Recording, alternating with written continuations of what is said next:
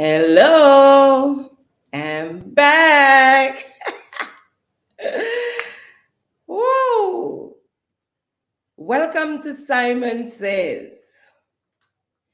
I want to thank you guys for your overwhelming love and support over the past few weeks while I was out. It really, really meant a lot to me. And without you, I wouldn't be here today. But we have a lot of catching up to do. We have a lot to talk about. So let's get busy. We'll take a quick break and come right back.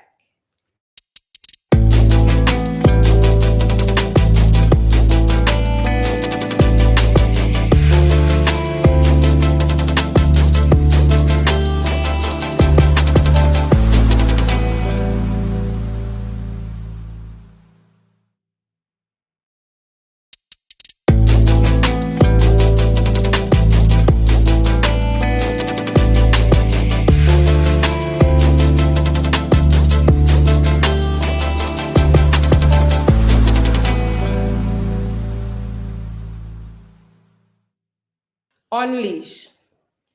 Unleash was the name dubbed for the creative conference held here on Ireland from the 9th to the 12th of May. It was a 3-day conference. The Division of Creative Arts comes under the umbrella of the ministries of ICT, tourism, and the creative economy. The line minister being Mr. Lennox Andrew, and Honorable Lennox Andrew. And the person in charge of the creative desk, directly in charge of the creative desk, is Mr. Orlando Romain. Let me get that right, Mr. Orlando Romain. Congratulations are in order.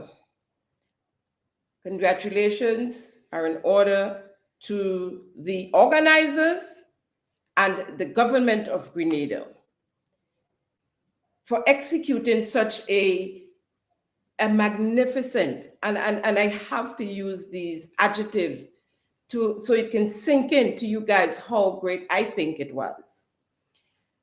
For the execution of this conference, the presenters, the facilitators, their presentations, in my opinion, was remarkable. Excellent, excellent, excellent. You guys remember that? But I think it was excellent. The majority, if not almost all actually, I just remember seeing one presenter that wasn't Grenadian or of Grenadian parentage, had any kind of Grenadian linkage. And that was important for me. That especially the ones that live at home and been living at home. We had some from abroad who had migrated and doing very well for themselves. But the local homegrown presenters, impressive, if I must say so myself. Looking in from the outside, everything seemed great. I was impressed with what I saw. I was able to capture the entire first day. And by the second and third day, I just got bits and pieces. However, from what I saw, I was very, very impressed. The presenters, they spoke of the coming together of the Caribbean to have all of this materialized. They seem to think, the experts seem to think that no one island can do this on their own. And so if that is the case, I hope that can happen. We still struggle with CARICOM and CSME, to the one region thing. We seem to have a lot of problem in executing that. So, however, with the creative economy, the creative arts, I do hope, because it would be a bright future for a lot of young people throughout these islands. We have a lot of talent, raw talent is just sitting here wait to be discovered.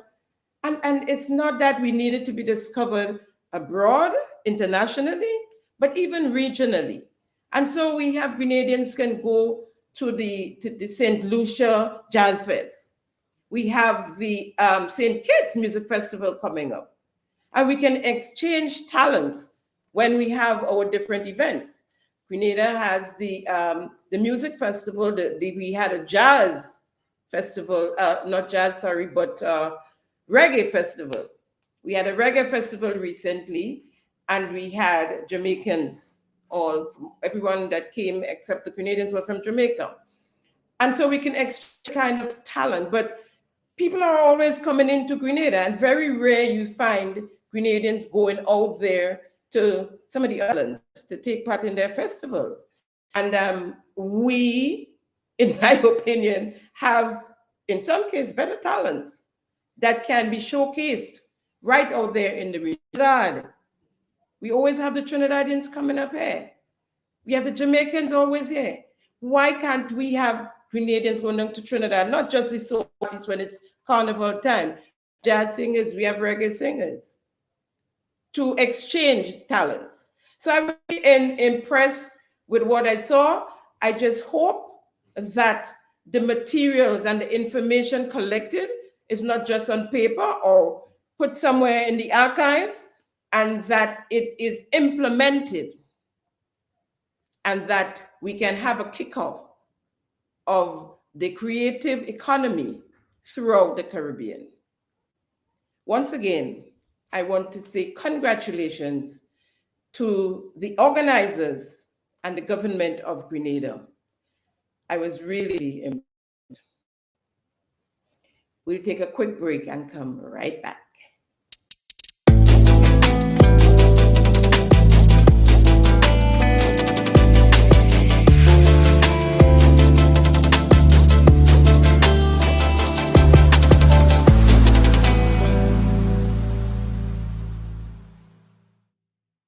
In 1849, a French writer, Jean-Baptiste Alphonse Karr, wrote, and I quote, "The more things change, the more they stay the same."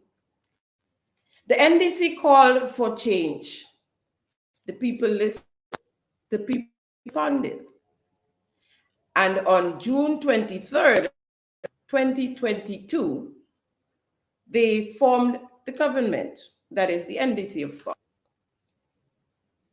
They campaigned on accountability and transparency.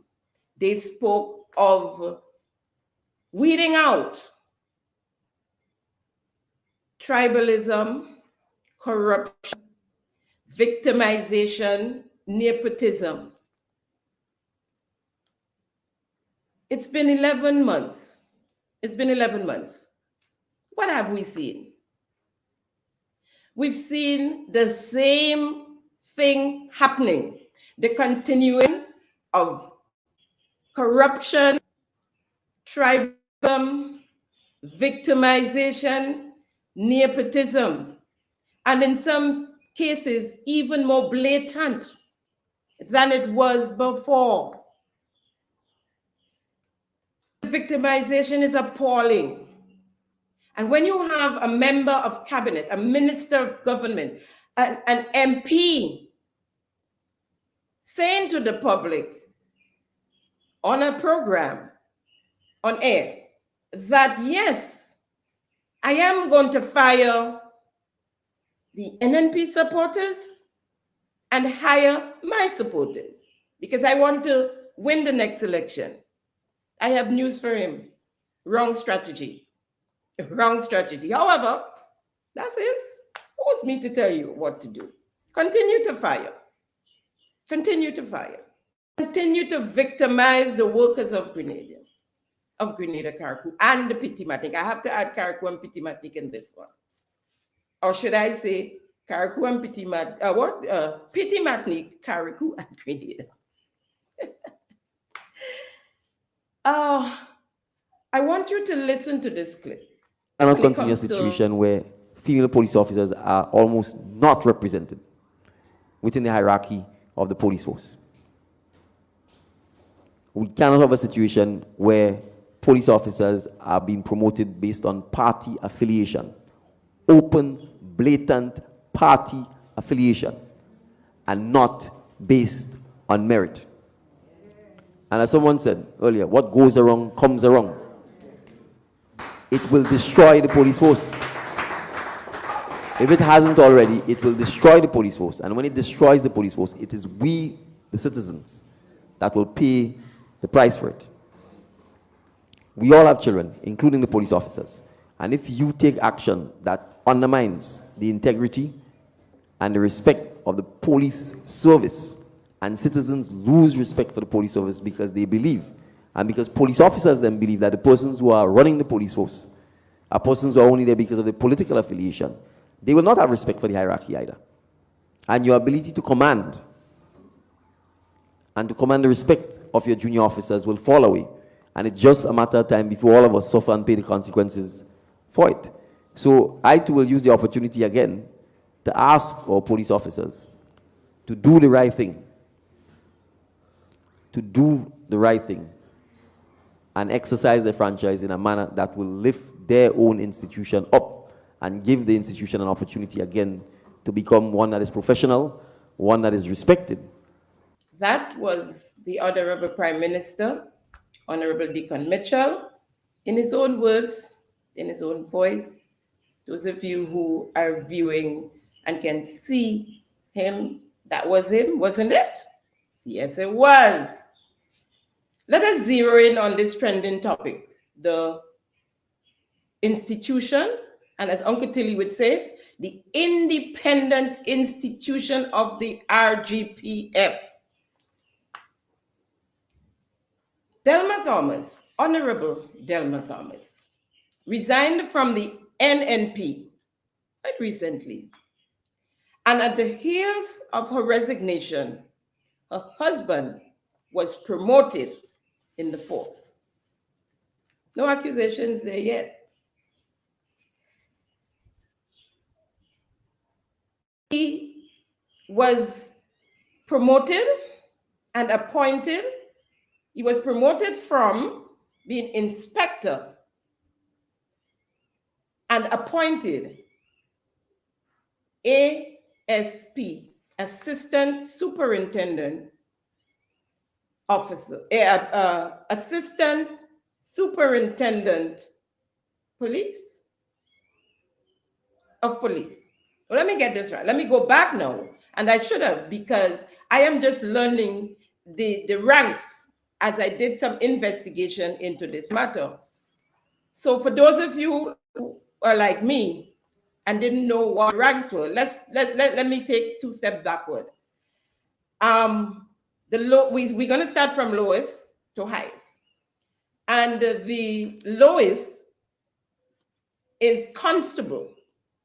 So we go from constable to corporal to sergeant to inspector. And those are called non-commissioned officers. They are appointed by merit, and by merit, they do their exams, and their grade pass is what get them their promotions. We go to the higher ranks now. So from inspector, we go to ASP, Assistant Superintendent of Police,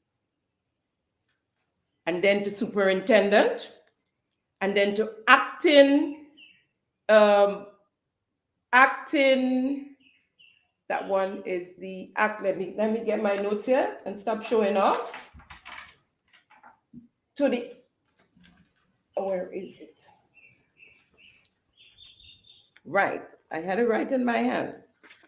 So from the ASP, the superintendent, acting superintendent, we will go to the deputy commissioner, the deputy commissioner, that's it.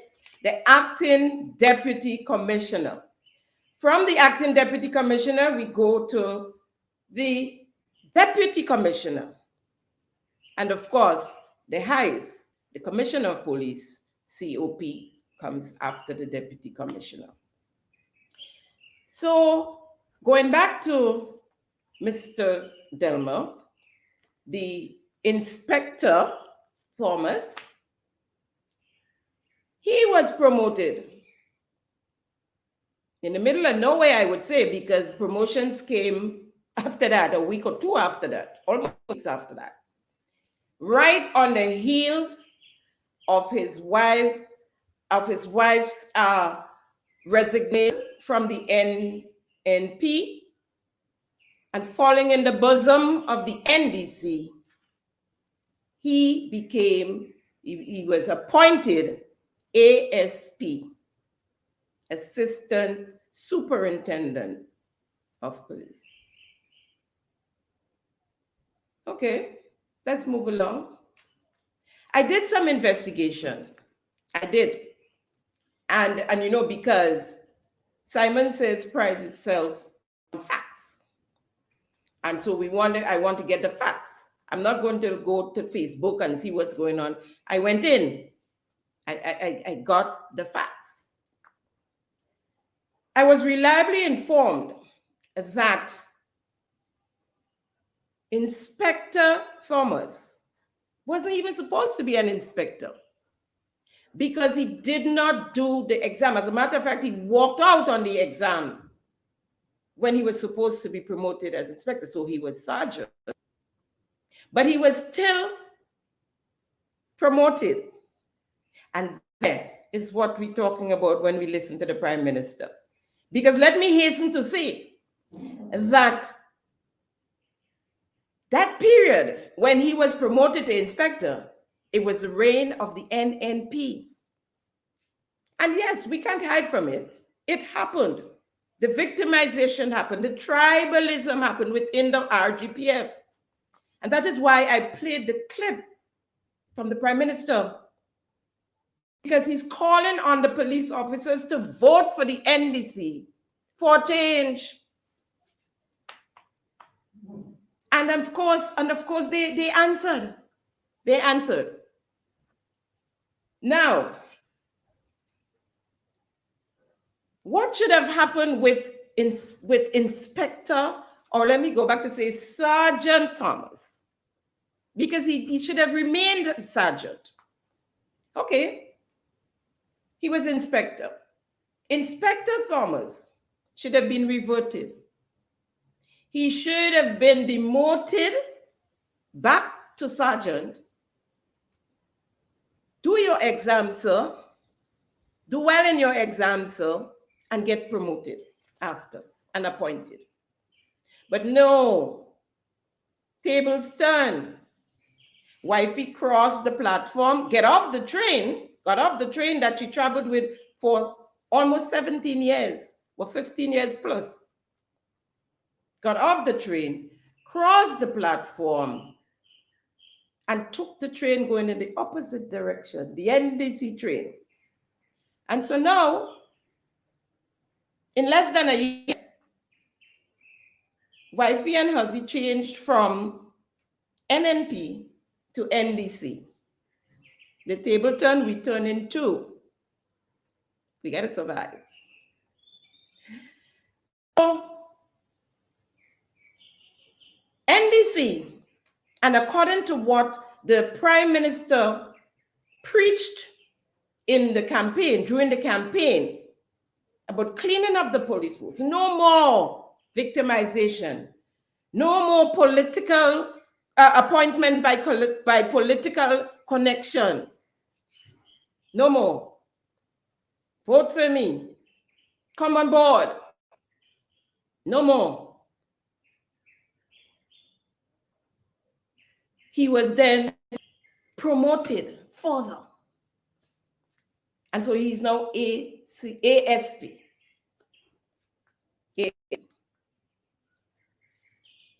I did some further investigating. And I reliably informed then and again that whom we knew as ACP Tafawa Pair. Yes, because he was acting deputy commissioner. ACP Tafawa Pair. On the coming of the NDC, and let me say this, ACP Tafawa Pair, for those of you who don't know, is the husband of former Minister Emmeline Pair, now MP for the constituency of Andrew Southeast, has been for a number of years. Her husband,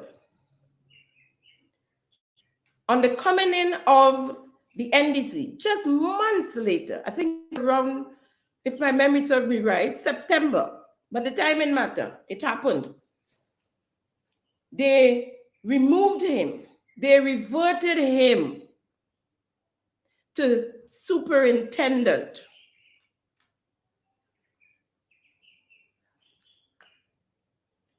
Now, interestingly, I have in my possession a document here. It should be up on your screen, those of you who want to see the facts. This is facts here. This is Simon Says. So, and we only work with facts. Fact comes first when it comes to Simon Says. This document here, the name of the officer, it's Tafawa Pair, Acting Deputy Commissioner of Police. That's when he was Acting Deputy Commissioner of Police. And the period of February 2022 to 2023. This is his performance appraisal. I'm so passionate about this, I'm stuttering. This is his performance appraisal that, depending on how well he did, he would become deputy commissioner. Because here he's acting deputy commissioner. But the NDC took this away from him. Now he is superintendent.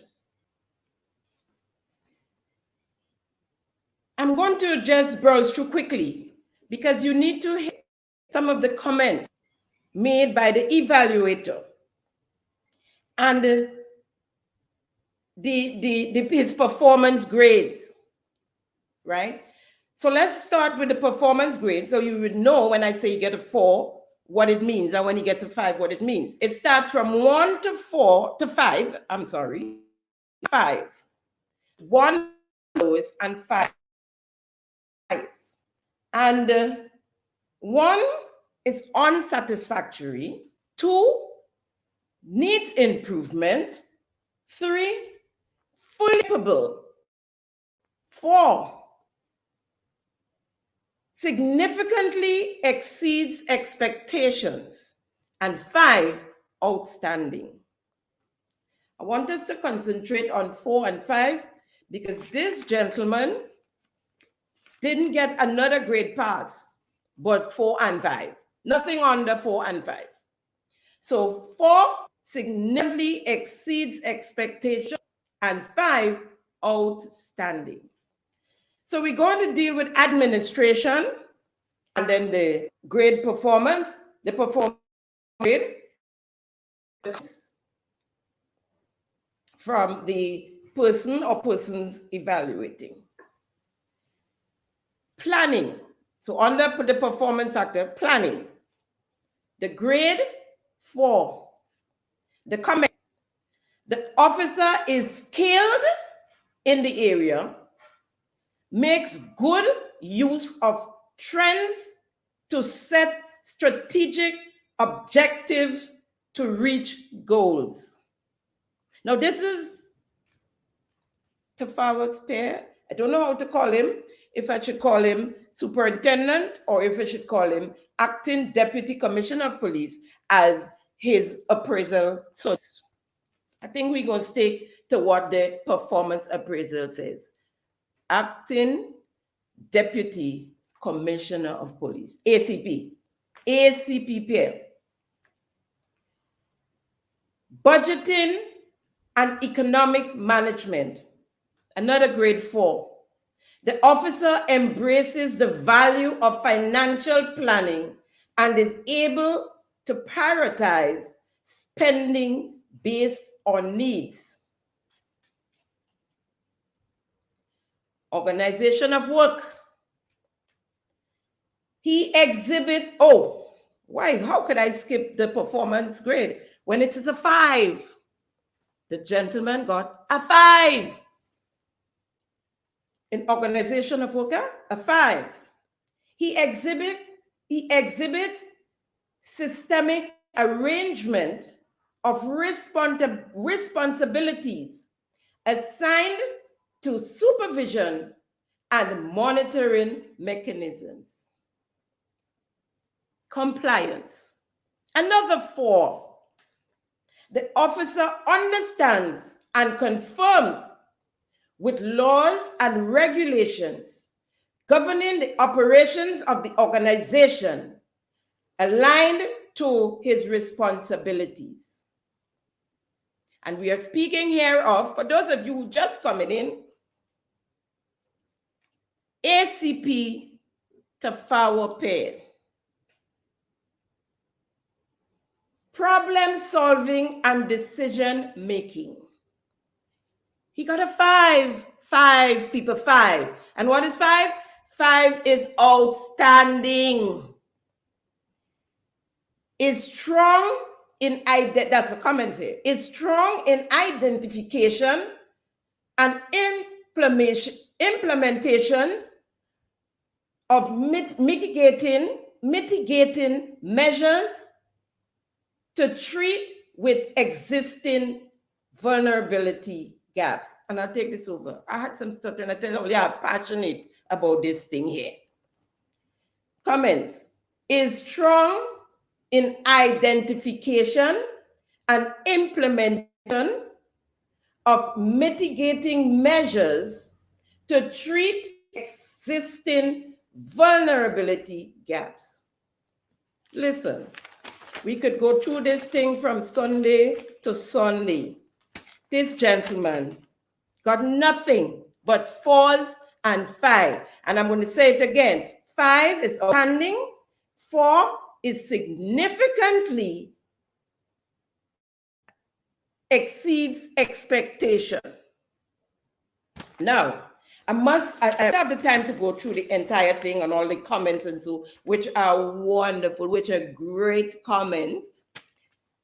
But I wanted these two because I think it's important. It's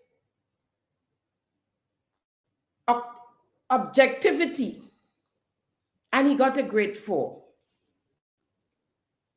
And it reads, the comments read, makes unbiased decisions based on particular circumstances. So they're saying here, no matter, and that he's not a biased person, right? Credibility. He got 5. 5, his credibility is outstanding. The comments. He is confidential, trustworthy. More than I can say for an individual who has crossed the floor. She's parliament now. Gone with the people because the 25 see up in Papadis couldn't suffice for the 1,000 votes she got, or hundreds. I don't even remember what the voting is now, the numbers. Credibility. He confidential and I can't believe who came together. I didn't even, when I even confidential. People in something, and in the next minute you're up on a platform. Talk to you in private. In private. You record who you want to record. You save who you want to save. What the young people they say? They snapshot. You snapshot who you want to snapshot. And then you come out with it and you're proud. And then you say you have character. Let's go back to ACP Pierre here. He is confidential, trustworthy, and reliable to provide advice based upon research and thoughtfulness. I think they left out the B here because it's a can rely, but I think it's a typo. Can be relied upon to accomplish a task, assignment to expected standards. I'll take it again. He is confidential, trustworthy, and reliable to provide advice based upon research and thoughtfulness, and can be relied upon to accomplish task assignment to expected standard. My friends, if this is not blatant victimization, I don't know what is. I mean, not because the wife minister of the NDC. And I have no issues if there is no trustworthiness with a particular member of the force or in any public office. In the space they're in at the moment, and you decide to move them to somewhere else for your security. I have no issues with that. As a matter of fact, when ACP pair of the FIU, I had a little issue with that. Because in some cases, he might have had to investigate his own wife interest. So I don't have a problem with that. And he was moved. I think he was moved when NDC came in operations, right? Head of operations. The gentleman went into the police force, as I understand it, before his wife became involved in frontline politics. That's fair. And because his wife is a politician, he should be treated differently when it comes to his appraisal and emotions. If he deserves it, he deserves it. Give it to him. Give it to him. You could put him in a corridor, you could put him in, but give emotion due. And this gentleman should now be called Deputy Commissioner and nothing less. Deputy Commissioner. So all the niceties coming from the Prime Minister, Deacon Mitchell, at the beginning, when I played that clip, all the niceties. This is what? And let me tell you something.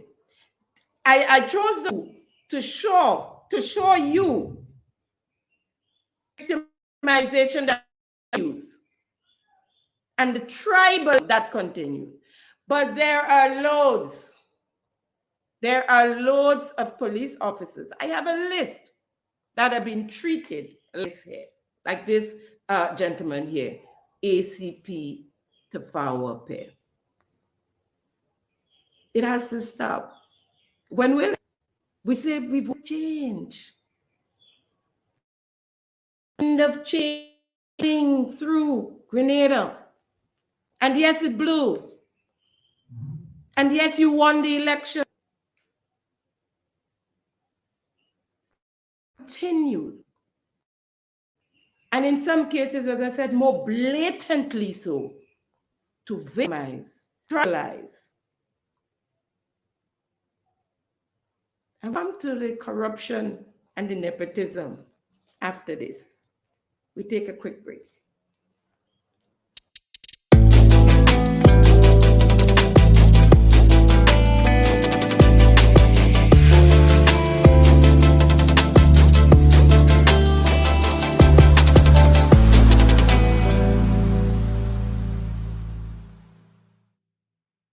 Welcome back.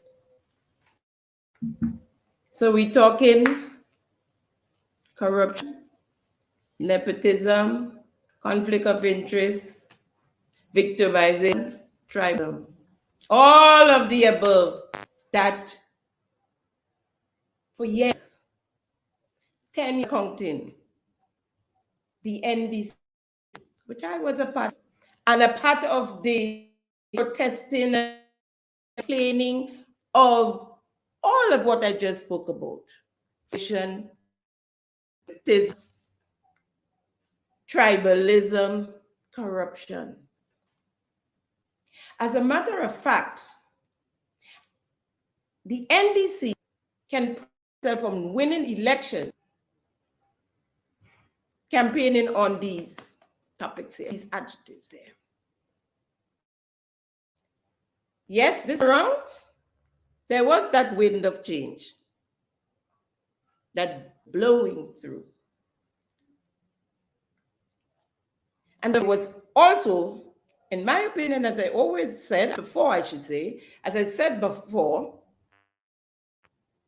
the Prime Minister then, the Right Honorable Dr. Keith Mitchell, it was given to him by the Queen. It belongs to him, and let's give it to him. Let's not disrespect him, but I'll come to that as we wrap up. He, in my opinion, I think it was a referendum against him as well. So it was, this time around, a combination of things, up on transparency, accountability. Where is Uncle Thomas? Where? With all these things going on, the interference in the independent institutions that you spoke about, like the Grenada Development Bank, like the RGPF, like gravel and concrete, the luxury of, I mean, where were you, Uncle? And you know what? It burns in my heart. I haven't seen you lately. I didn't see you in Papadis. And I feel so good that you wasn't in Papadis. And it hurts me because I worked with you in your times. We worked in the camp of 2013 and 2013. And in 2013, we said no ND. And we campaigned on transparency and accountability to end corruption and victim. You know the ones that just been saying it all morning. Oh, we try to find where Uncle Tilly is and try to investigate that between now and show. But let's move along. So the NDC, who came on getting rid of, stamping out nepotism, corruption, tribalism. And I've done worse. So I'm going to, in some cases, that I'll have to read because of things I investigated and came up with and had to put pen to paper. Let's listen to a little bit of nepotism and conflict of interest here at this one. The chairman of the Lotto board and of the director, let's use the word direct, of gravel and on the board of gravel and concrete. I have to say here, took the bid, because we haven't heard of this bid outside there. All we hear is this member of the board and the chairman of the lot board bringing in or purchasing new furniture for these two entities. He is chairman of the board of the Grenada Lottery and authorities, and he is a director on the board, the gravel and concrete board. The chairman of the gravel and oh God, Lord, the chairman of the gravel and concrete board is the chairman of the NDC party. The gentleman that is director on that board and the chairman of the lotto board are very close friends to the chairman of the concrete. They come from the same parish, they're friends. Him and the Honorable Prime Minister, as I understand it as well, are very good friends. He was of his group before he He took a bid to supply both entities with new furniture. Nepotism, him, as a matter of fact, he was the chairman of, no, not the chairman, I think he was a director of the lotto board. The 2008 NDC administration and removed. I don't know the reason, by the Prime Minister, removed. And then he kind of fall off the wagon with the NDC and all that. Don't mind, let me know. Now he's back, big NDC.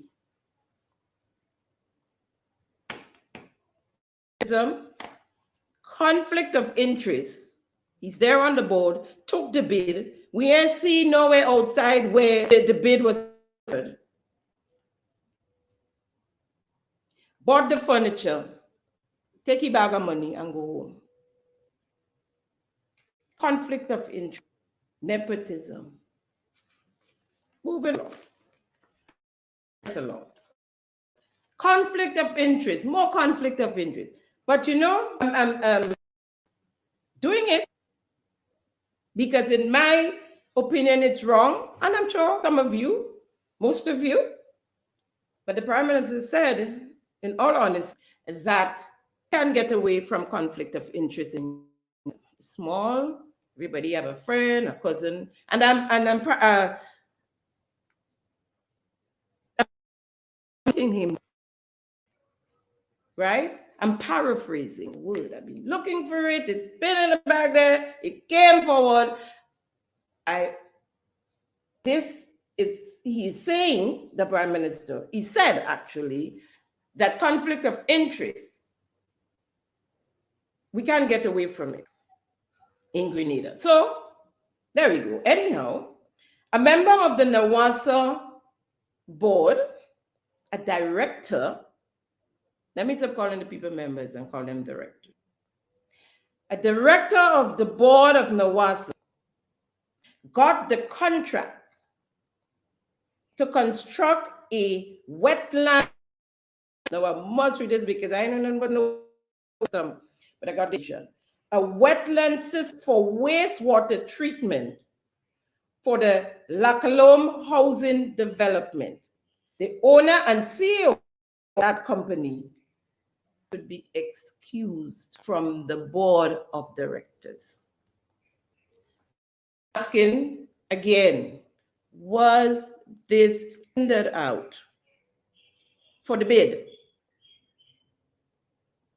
And where do they tender? Because we've not seen these things. We just said, got that, this person got that, person got that. Conflict of interest.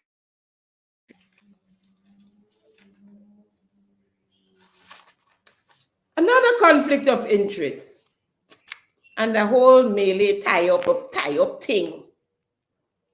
The attorney, the AG of Grenada, is the Minister of Legal Affairs, the Minister of Consumer Affairs, Minister of Labor. Now, Labor is almost hooked onto the hip of the Attorney General's office because we always have issues between workers and the government. So they intertwine. Now, I want to read to you the duties of the Attorney General's office. The principal duty of the Attorney General's office are to represent the nation in legal matters, supervise and direct the administration and operation of the ministries, of the offices, of the boards, vision bureaus that comprise the departments. The minister, therefore, would be representing herself in the other three ministries that she holds, with the Attorney General's. I leave that one there.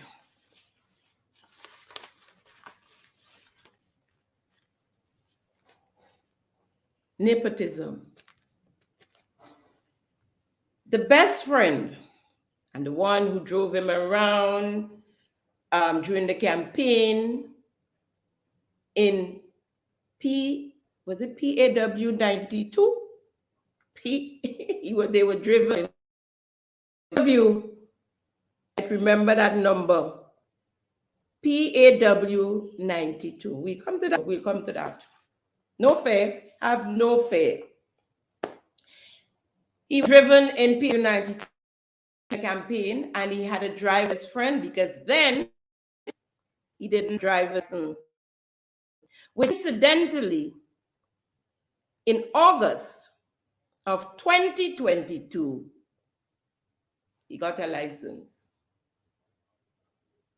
He holds a license. Y'all could investigate it, but he now holds a license. His best friend was hired as his advocate, and in the Ministry of their youths, their young men, and they run in the Ministry of Youths. No pun intended by the word run, because it's running.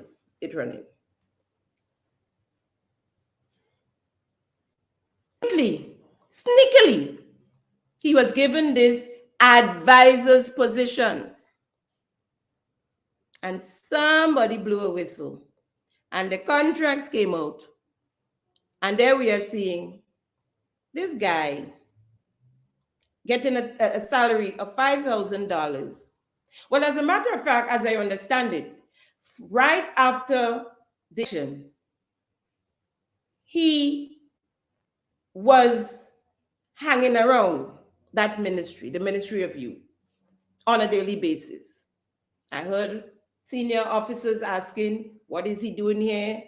What is he doing here?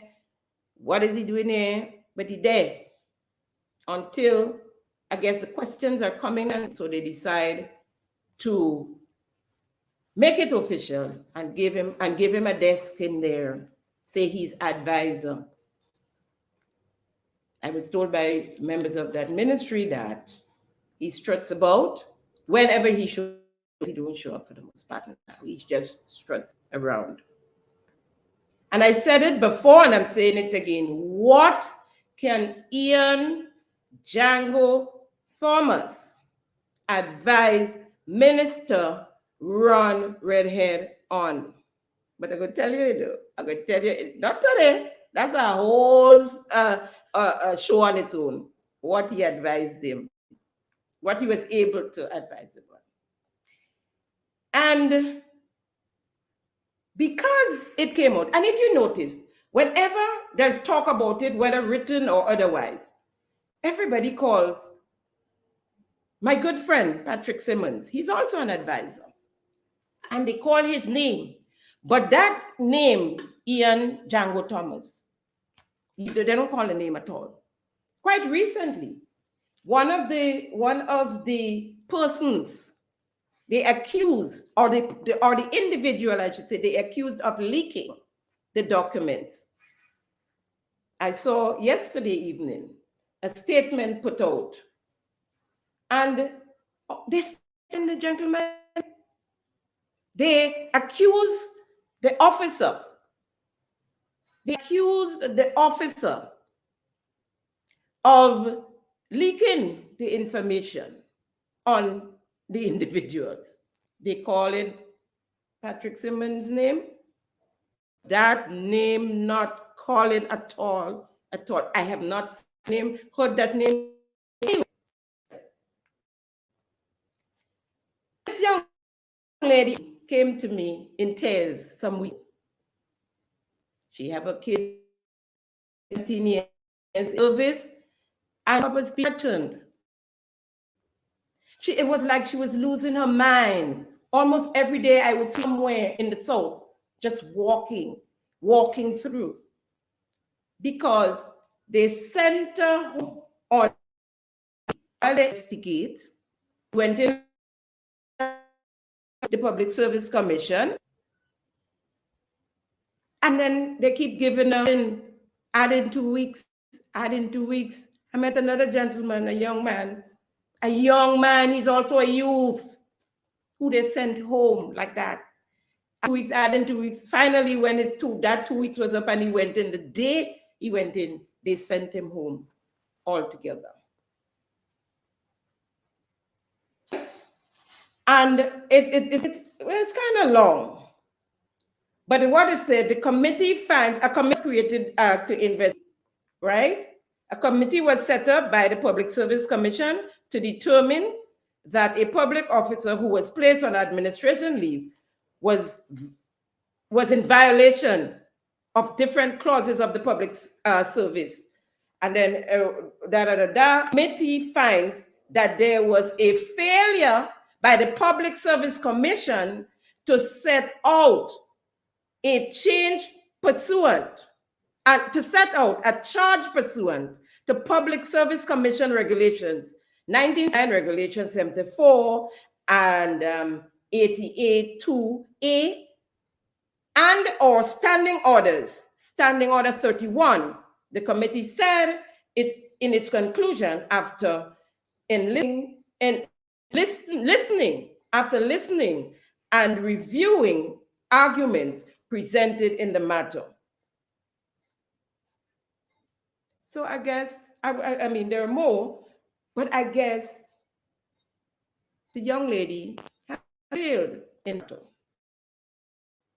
And I think, let me see somewhere I can call the committee. The committee was made up of Justice Rosalind Wilkinson. The other members are Annie Brathwaite and Reginald Lord.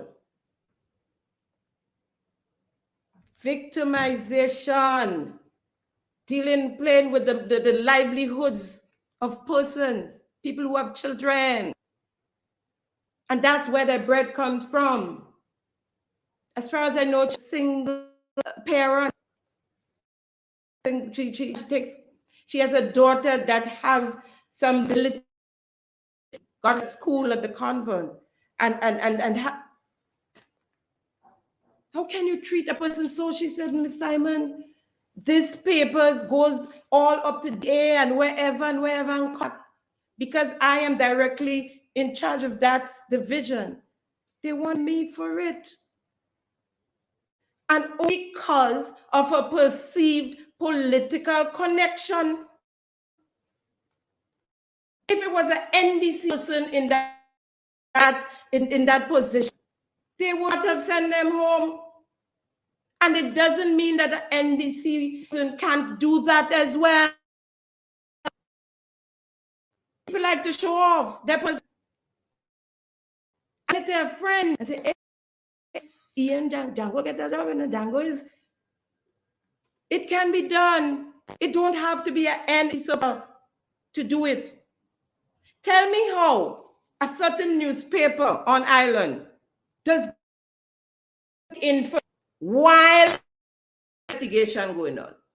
Tell me how. Just give them. Tell me how a certain radio station with a certain gentleman that is an activist of the NDC does have all the information that he wants to have before it come out, ones that are supposed to come out. Tell me how he does get it, where he does get it from. This young lady, the more things change, the more stay the same.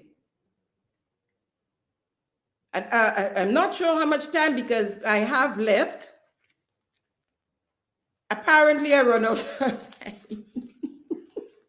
Sorry, it's better. But I have to talk quickly about nepotism. Two persons.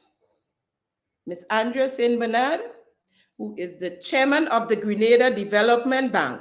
But let me first say she's the treasurer of NDC. The chairman of the Development Bank, I think she's a director on Grand Lake, on the board of Grand Lake. She in charge of the CES program. Understand she went away for 3 weeks with the documents maybe, or she must be home, nobody knows. But nothing happened for the 3 weeks in that CES program.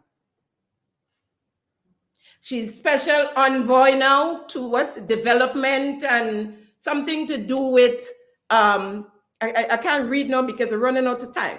Something to do with the CBI, with investments. Investments, there you go. Came back. Then there is Mr. Romain, who is the PRO of the EC. Everything is NDC, NDC, NDC. All the people, NDC everywhere, NDC, NDC, NDC. We stamping out. He is also in the GIS, and I want to use that one because I want to speak a little bit about how it is the GIS brought the promotions for honor sister death meeting up at Papa D's, and then along and stream it live. That line blurry after June 22. Between party and government. And I call on you again, okay, till you see where that line gone for me and see if you could bring back that. Right? He is on several boards. He's in charge of the creative desk, as we heard at the beginning. He is also an envoy and hold the past Sister Andrea, because they try a lot with the prime minister, so they might get diplomatic passports. Nepotism is more, you know. But as I said, we're running out of time here. Nepotism, victimization, corruption. We didn't get to that yet, you know. The GDP and the lending of money to ministers. We have two so far, Minister Andy and Minister Lacret. But I come in with that. That will take a whole nother show. I'm so happy to be back. I hope you were well informed today. See you again next week, same place. I spoke with you from Washington. A lie doesn't become truth. Wrong doesn't become right. And evil doesn't become good just because it's accepted majority.